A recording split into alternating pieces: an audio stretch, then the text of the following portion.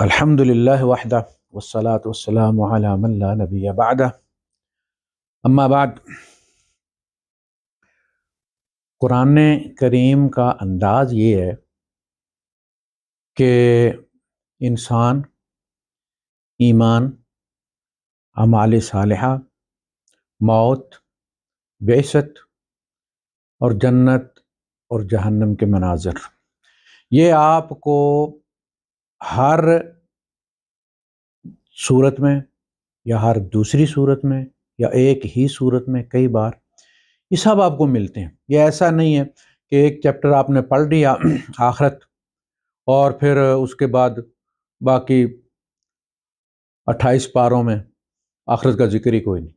جب دل کیا تو آخرت والا میں کھولوں گا، میرا جی نہیں چاہتا، میں آخرت سے جان بچانا چاہتا ہوں تو میں چیپٹر ہی نہیں کھولوں۔ لیکن یہاں یہ نہیں، یہاں جو بھی بات شروع ہوگی اس میں پھر وہ ساری چیزیں مختلف انداز میں زیر بحث آتی ہیں۔ اب یہاں دیکھیں انسان کی تخلیق شروع ہوئی ہے، اس سے پہلے کتاب کی تنزیل کا جو ہے وہ ضرورت بیان کی گئی ہے۔ الف لام میم تنزیل الکتاب لا ریب فیہ من رب العالمین، اور اس میں کوئی شک نہیں ہے۔ سوچنے شک کرنے والے کی عقل پر شک کیا جا سکتا ہے، اس کتاب میں کوئی شک نہیں ہے، اور یہ رب العالمین کی طرف سے نازل کی گئی ہے۔ ام یقولون افترا، کیا وہ یہ کہتے ہیں کہ جی یہ افتراء ہے اللہ پر، کہ جی یہ اللہ نے نازل کی ہے، جبکہ یہ اللہ نے نازل نہیں کی۔ لوگ کہتے تھے نا قرآن کریم میں جگہ جگہ ان کا کوٹ کر کے تو پھر جواب دیا گیا، بھائی اللہ نے نہیں کی، بندے نے بنائی ہے، تو تم بھی، تمہاری جو مادری زبان بھی تو عربی ہے نا، تم بنا کے لے آؤ۔ فاتو بصورت من مثلہ، اس کی صورت کی مثل لے آؤ، تو سب سے چھوٹی صورت انا اعطیناک الکوثر، اس جیسی ہی بنا کے لے آیا۔ یہ نبی کی موجودگی میں چیلنج تھا۔ جو پروردگار یہ کہتا ہے کہ اگر نبی کریم صلی اللہ علیہ وسلم اس قرآن میں اپنی طرف سے ایک جملہ بھی کہہ دیں، ہم دانے ہاتھ سے پکڑیں گے اور رگے جان کاٹ کے رکھ دیں۔ قرآن میں حضور کے قول کی ملاوٹ کے بارے میں بھی اللہ پاک یہ فرما رہا ہے وَلَوْ تَقَوَّلَ عَلَيْنَا اقاویل، اگر یہ ہمارے قرآن میں اپنا قول ڈالنے کی کوشش کریں یا ڈالیں، لَأَخَذْنَا مِنْهُ بِالْيَمِينِ ثُمَّ لَقَطَعْنَا مِنْهُ الْوَتِينَ، جان نکال دیں۔ اللہ کے کلام میں اگر نبی کے کلام کی ملاوٹ کر دی جائے تو وہ جو لوگ کہتے ہیں کہ جو حدیث قدسیہ بھی قرآن ہی ہے، صرف ان کی تلاوت نہیں کی جاتی، نبی کے قول کو قرآن میں شامل کرنے کی یہ کوشش ہے، جن کو کہا جاتا ہے الاحادیث القدسیہ۔ یہ نام ہم نے رکھا ہے، حضور نے ان کا نام نہیں رکھا۔ جو کوئی واقعہ بیان کر دیا تو کہا کہ جی یہ حضور کا قول بھی بطور قرآن، یعنی یہ کہا جائے کہ یہ قرآن ہے۔ قرآن میں وہی ہے جو قرآن کے اندر ہے، جو قرآن میں نہیں ہے وہ ہرگز قرآن نہیں ہے، وہ آیت ہے یا کوئی وہ سورت، قرآن نہیں۔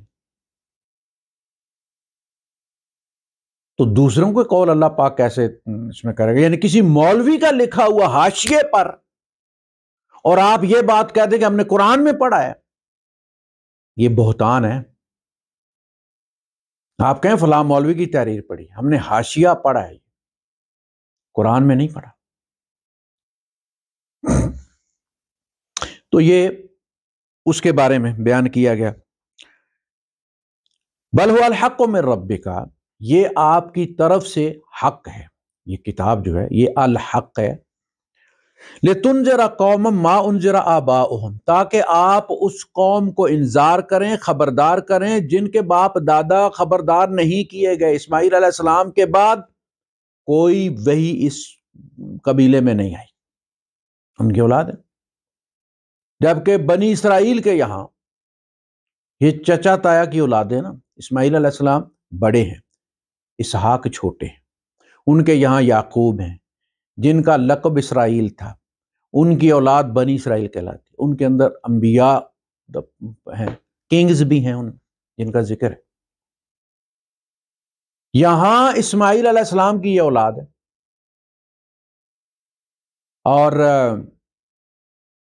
ان کے یہاں اسحاق کے بعد انبیاء کی لائن، یہاں اسماعیل بڑے بھائی ہیں، کوئی نہیں آئی. لہذا ان کے آباء و اجداد صدیوں سے آسمانی وحی سے محروم تھے، اولاد ابراہیم ہے. اور پھر اللہ پاک نے شریعت مکمل کرنے کے لیے ان کو جو بچا کے رکھا ہوا تھا، سائیڈ پہ سٹور کیا ہوا تھا اس نسل کو، ان میں پھر اپنا آخری نبی بھیجا، آخری شریعت، فائنل شریعت، دا لاسٹ ٹیسٹامنٹ اللہ نے بھیجا. لتنذر قوما ما انذر آباؤہم، ان کے باپ دادا جو ہے، لتنذر قوما ما انذر آباؤہم ما اتاہم من نذیر من قبل، یعنی یہ بات اللہ پاک نے قرآن حکیم میں مختلف مضامین میں بیان کی کہ حضور سے پہلے اسماعیل علیہ السلام کی اولاد میں کوئی نبی نہیں آیا. ما اتاہم من نذیر من قبل لعلہم یہتدون، تاکہ ان کو ہدایت دی جائے. ان کے پاس کوئی حجت نہیں، وہ رسمی اسلام ان کے پاس تھا. نماز سے وہ واقف تھے، روزے سے وہ واقف تھے، زکوٰۃ سے وہ واقف تھے، حج عمرہ سے وہ واقف تھے. وہ ان کی کیٹرنگ کرتے تھے، حاجیوں کی اونٹ ذبح کر کر کے ان کی خدمت کرتے تھے، اپنے لباس ان کو دیتے تھے طواف کے لیے. وہ واقف تھے، لیکن ان کا اسلام تقریباً اسی کسی کا قسم کا اسلام تھا جو ہمارا ہے. اصلی اسلام کہیں حاشیے میں چھپ گیا ہے، تفسیروں نے اس کے اوپر ردے چڑھا دی. عقیدے کی کتابیں 350 400 سال کے بعد لکھی گئی ہیں. عقیدے کی کتابیں، عقیدۃ النصفیہ اور عقیدۃ الطحاویہ اور عقیدہ فلاں فلاں، اس کا پہلے لوگ بے عقیدہ مر گئے ہیں، جبکہ یہ قرآن کریم نبی کریم صلی اللہ علیہ وسلم کو بھی عقیدہ دیتا ہے، اور سارے رسولوں کو اللہ نے براہ راست عقیدہ دیا، باپ دادے والا پیچھے چڑھوا دیا ہے. اگر آپ بھی یہ کہیں گے کہ ابا جی سے سنا ہے، تو پھر آپ کے اور میرے تخاطب کا مقصد فوت ہو گیا. اب یہ نہیں کہنا کہ باپ نے کہا، اللہ نے کہا. یہ یا موسیٰ اننی انا اللہ لا الہ الا انا فاعبدنی واقم الصلاۃ لذکری. سورہ المدثر دوسرے تیسرے نمبر پر نازل ہونے والی کتاب، اس میں پوچھا جا رہا ہے. وہ پوچھیں یتساءلون عن المجرمین ما سلککم فی سقر، تمہیں جہنم میں کون سی چیز لے گئی؟ قالوا لم نک من المصلین، کہتے ہیں جی وہ معراج پر نازل ہوئی ہے، فرض ہوئی ہے نماز. نہ، نماز پڑھتے تھے. پڑھتے نہیں تھے تو ان کا جرم کیوں گنوایا گیا؟ وہ کہیں گے کہ ہم نماز نہیں پڑھتے تھے. لم نک من المصلین ولم نک نطعم المسکین وکننا نخوض مع الخائضین وکننا نکذب بیوم الدین فما تنفعهم شفاعۃ الشافعین. مزمل کہتے ہیں جی دوسرے نمبر، یا ایھا المزمل قم اللیل الا قلیلا نصفہ او انقص منہ قلیلا او زد علیہ ورتل القرآن ترتیلا. نماز کہتے ہیں جی وہ معراج پر فرض ہوئی ہے، نماز سے واقف تھے. اقیم الصلاۃ کا مطلب یہ تھا کہ یہ اسی طرح قائم رکھو، as it is, carry on, اقیمو، قائم رکھو اسے.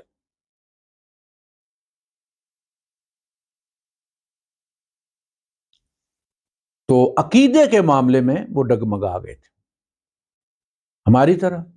جس طرح ہم نے کیبنٹ بنائی ہوئی ہے، بورڈ آف گورنرز بنایا ہوا ہے، فلاں بچہ دیتا ہے، فلاں خارج ٹھیک کرتا ہے، فلاں گائے کا دودھ زیادہ کر دیتا ہے، فلاں یہ کر دیتا ہے، وہ گمگول شریف، وہ فلاں والی سرکار، فلاں والی سرکار، یہی سرکاریں انہوں نے پالی.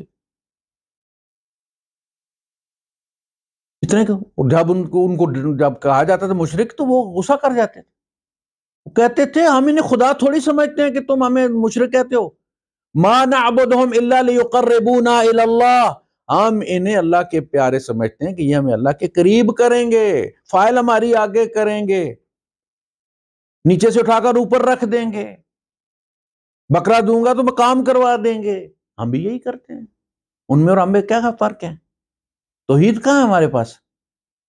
اللہ ماشاء اللہ۔ تو یہ اس کی ابتدا ہے سورہ الف لام میم السجدہ کی۔ تخلیق کا اللہ الذی خلق السماوات والارض وما بینہما فی ستۃ ایام ثم استوى علی العرش ما لکم من دونہ من ولی ولا شفیع۔ وہ ان کو کیا سمجھتے تھے؟ شفیع، ولی۔ اللہ نے کہا کوئی نہیں ہے، ولی بھی اللہ ہے آپ کا، اللہ ولی الذین آمنوا، شفیع بھی کوئی نہیں ہے۔ من ذا الذی یشفع عندہ، کون ہے مائک لال جو اس کے سامنے کسی کی شفاعت کرے؟ اللہ باذنہ۔ تمہارا شفیع بھی خدا ہے۔ خدائی اگر کسی کو کہے نبی کو، کیا نبی اس کے بارے میں آپ کیا کہتے ہیں؟ چھوڑ دیں یہ، چھوڑ دیں اس کو؟ کیا خیال ہے؟ آپ کیا کہتے ہیں؟ حضور کہہ گئے وہ جو عیسیٰ علیہ السلام نے فرمایا تھا، ان تعذبہم فانہم عبادک، اللہ تو اگر عذاب دے تو یہ تیرے بندے ہیں، تیرا حق بنتا ہے، یہ اس کے مستحق ہے۔ وَإِن تَغْفِرْ لَهُمْ فَإِنَّكَ أَنْتَ الْعَزِيزُ الْحَكِيمُ، تو معاف کر دے تو زبردست ہے۔